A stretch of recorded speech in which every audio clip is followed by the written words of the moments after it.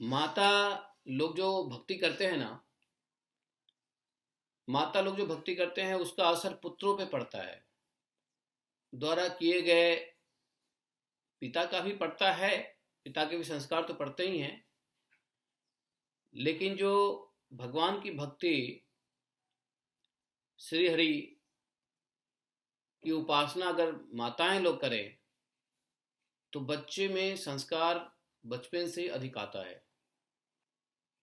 पिता का बहुत ज़्यादा प्रभाव नहीं पड़ता है, माता का होना बहुत जरूरी है। तो लोगों ने कहा कि आप जरूर भगवान श्री हरि का भजन किए होंगे, जिससे कि ऐसा ध्रुव परम धीर पुरुष, अब ध्रुव मृत्यु को भी जीत लिया था ना, महान भक्त हुआ, वो परम पद प्राप्त किया जो किसी को नहीं प्राप्त हुआ था।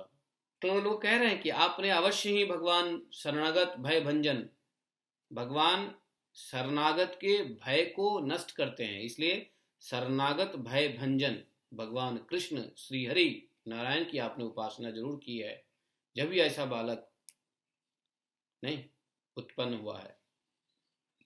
इसलिए सभी माताओं को, सभी कन्याओं को, कुमारियों को विवाह से पहले ही भजन भक्ति में लग जाना चाहिए। विवाह के बाद संतान बहुत अच्छे होंगे।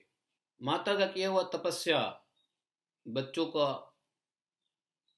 फायदा पहुंचाता है, इसलिए कम से कम माताओं को ध्यान देना चाहिए, लड़कियों को संस्कारी बनाना चाहिए, भगवान के भक्त बनाना चाहिए।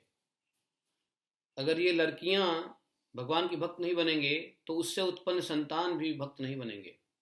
इसलिए बहुत जरूरी है कि लड़कियों को भक्ति भाव में आगे प्रमोट करना चाहिए। लड़कियों को, बेशक लड़कियों को आप एडुकेशन ना दो, हायर एडुकेशन ना दो, चलेगा। अब आजकल देख रहे हो ना कि लड़कियों को कोई कोई अपनी पत्नी को पढ़ा देता है, पत्नी भाग के चली जाती है? सुना है कि नहीं सुना आप लोगों ने? पत्नी को पढ़ा दिया, बेचारा मेहनत करके पत्नी को आईएएस करवा दिया है, मजिस्ट्रेट बन गई, छोड़ के चली गई। आप लोगों ने सुना होगा कि नहीं सुना होगा? पत्नियों को क्या करना चाहिए कि भक्ति का माहौल घर में क्रिएट करना चाहिए, समझे? इसलिए पति को भी भक्ति में लगनी चाहिए। तो इससे क्या होगा, आने वाले संतति जो है वो अच्छा होगा, वो भगवान का भक्त बनेगा।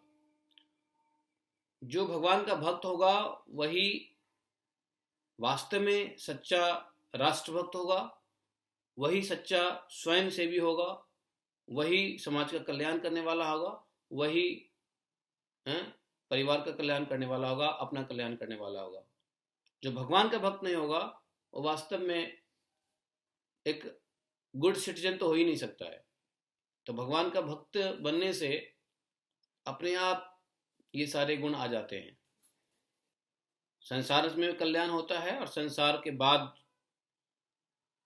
आध्यात्मिक कल्याण भी होता है।